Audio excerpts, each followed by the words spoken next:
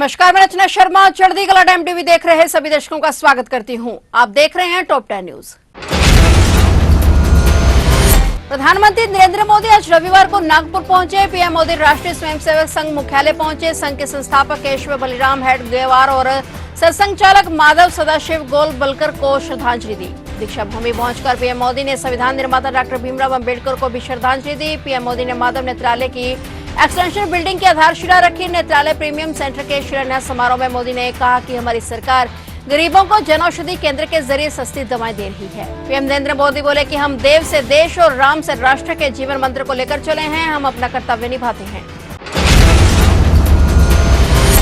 ओडिशा के कटक जिले में एक बड़ा रेल हादसा हो गया। बेंगलुरु असम कामाख्या एक्सप्रेस ट्रेन पटरी से उतर गई, जिससे यात्रियों में हड़कंप मच गया। ट्रेन के 11 एसी कोच पटरी से उतरकर पलट गए। हादसा चौदार इलाके के मंगुली पैसेंजर हॉल्ट के पास हुआ और घटना के तुरंत बाद यात्री ट्रेन से उतरकर पटरियों पर बैठ गए। राहत कार्य का इंतजार करने लगे। हादसे के बाद एनडीआरएफ और पुलिस और मेडिकल टीम तुरंत मौके पर पहुंचे। राहत और बचाव कार्य तेजी से शुरू किया गया। अधिकारियों के मुताबिक सभी यात्री सुरक्षित हैं और ट्रेन में सफर कर रहे लोगों को जरूरी सुविधाएं उपलब्ध कराई गई हैं। वहीं इस हादसे के कारण रेलवे ने कुछ ट्रेनों को डायवर्ट कर दिया है।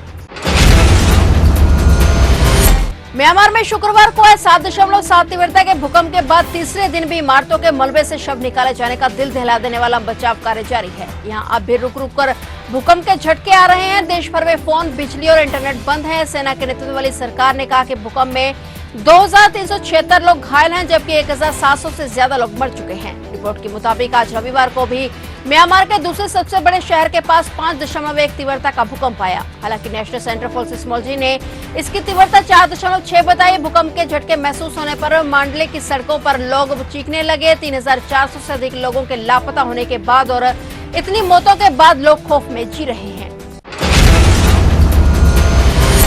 बीजापुर जिले में आज रविवार को 50 नक्सलियों ने आत्मसमर्पण कर दिया है, जिनमें से 14 पर कुल 68 लाख रुपए का इनाम घोषित था। एक अधिकारी ने बताया कि उन्होंने राज्य पुलिस और केंद्रीय रिजर्व पुलिस बल सीआरपीएफ के वरिष्ठ अधिकारियों के सामने हथियार डाल दिए। वे सुरक्षा बलों द्वारा शिविर लगाने और निया नेलर यानी आपका अच्छा गांव योजना से भी प्रभावित हैं, जिसके चलते बल और प्रशासन दूर दराज के इलाकों में बुनियादी सुविधाएं प्रदान कर रहे हैं। बता दें कि पीएम मोदी के दौरे के कुछ घंटे पहले नक्सलियों ने आत्मसमर्पण किया है। आंदोलन छोड़कर मुख्यधारा में शामिल होने वाले नक्सलियों के लिए सरकार की नीति के अनुरूप उनका पुनर्वास किया जाएगा। यह 31 मार्च 2026 से पहले नक्सलवाद को खत्म करने के मिशन में एक बड़ी सफलता है।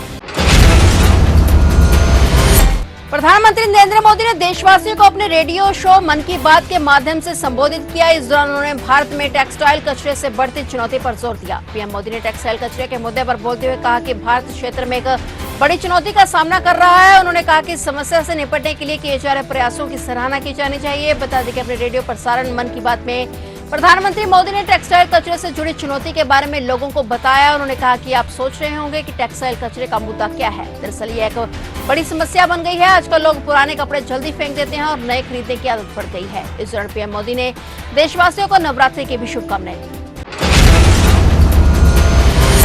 केंद्रीय गृह मंत्री अमित शाह अग्रोहा मेडिकल कॉलेज परिसर में महाराजा अग्रसेन की प्रतिमा का अनावरण, नवनिर्मित आईसीयू कक्षा का लोकार्पण और पीजी हॉस्टल का शिलान्यास कल सोमवार को करने आ रहे हैं। अमित शाह दोपहर करीब 12 बजे पहुंचेंगे और 1:30 पर दिल्ली के लिए वापस रवाना होंगे। अमित शाह करीब 1.5 घंटे अग्रोहा में रहेंगे और वहीं केंद्रीय गृह मंत्री अमित शाह के 31 मार्च के दौरे को लेकर पुलिस की 5 कंपनियां तैनात की गई हैं, जिनमें 2 कंपनी दूसरे जिलों से मंगवाई गई हैं। वहीं सुरक्षा व्यवस्था को लेकर गृह मंत्री अमित शाह के दौरे से दृष्टिगत अग्रोहा मेडिकल कॉलेज में कार्यक्रम स्थल के 2 किलोमीटर के दायरे में धारा 163 लागू की गई है। गृह मंत्री अमित शाह के साथ हरियाणा के मुख्यमंत्री नायब सिंह सैनी, स्वास्थ्य मंत्री आरती राव, लोक निर्माण मंत्री रणबीर गंगवा भी उपस्थित रहेंगे। इस मौके पर हिसार विधायक सावित्री जिंदल गृह मंत्री अमित शाह का स्वागत करेंगी।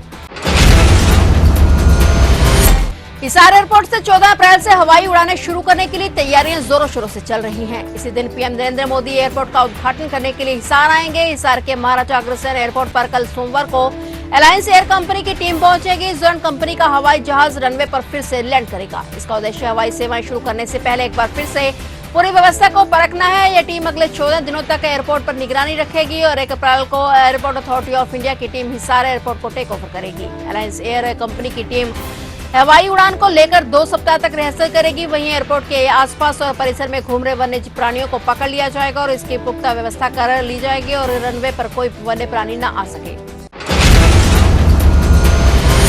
दुष्कर्म के एक मामले में आजीवन कारावास की सजा काट रहे आसाराम बापू की जमानत अवधि 3 महीने के लिए बढ़ाए जाने के बाद पीड़िता के पिता ने परिवार की सुरक्षा को लेकर चिंता जताई है। दुष्कर्म पीड़िता के पिता ने कहा कि अब उनके परिवार के सामने खतरा बढ़ गया है, क्योंकि आसाराम कभी भी उनके साथ कुछ भी कर सकता है। उत्तर प्रदेश के शाहजहां जिले के निवासी पीड़िता के पिता ने आसाराम को बार बार जमानत दिए जाने पर आश्चर्य व्यक्त किया और दावा किया कि वह हर किसी को अपने हिसाब से चला रहा है। उन्होंने रेप केस में आसाराम को मिली अंतरिम जमानत का विरोध किया। गुजरात पुलिस द्वारा इस मामले में उच्चतम न्यायालय ने 7 जनवरी को आसाराम को 31 मार्च तक अंतरिम जमानत दे दी थी और 3 महीने की अवधि आज सोमवार को समाप्त हो रही थी, जिसके बाद उनके वकीलों ने उच्च न्यायालय में 1 अप्रैल से अगले 3 महीने के लिए जमानत की मांग फिर से कर दी। हालांकि पुलिस अधिकारी ने कहा कि हमारे अधिकारी पीड़िता के परिवार की सुरक्षा पर लगातार नजर रख रहे हैं।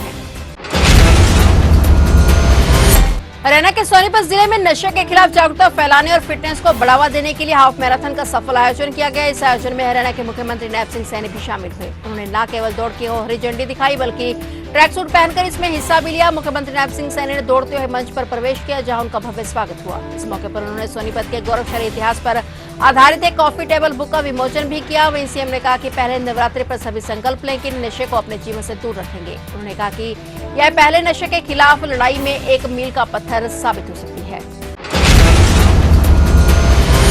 हरियाणा के फरीदाबाद से एक बड़ी खबर सामने आई है। यहाँ के सेक्टर 31 में रहने वाले 8वीं कक्षा के एक छात्र ने कथित तौर पर फांसी लगाकर आत्महत्या कर ली। जानकारी के मुताबिक छात्र ने यह कदम सामाजिक विज्ञान में फेल होने के बाद उठाया। परीक्षा के नतीजे शुक्रवार को घोषित किए गए थे। पुलिस द्वारा मिली जानकारी के मुताबिक स्कूल से लौटने के बाद लड़के ने अपने कमरे में खुद को बंद कर लिया। जब वह शाम तक बाहर नहीं आया तो उसकी मां उसे देखने गई। दरवाजा बंद देखकर मां ने कमरे के पीछे से झांका तो वहां पर लड़के को लटका हुआ पाया। पुलिस के मुताबिक छात्र अपने माता पिता के इकलौती संतान था। इस घटना से परिवार और इलाके में शोक की लहर है। पुलिस इस मामले की गहराई से जांच कर रही है ताकि आत्महत्या के सही कारणों का पता चल सके।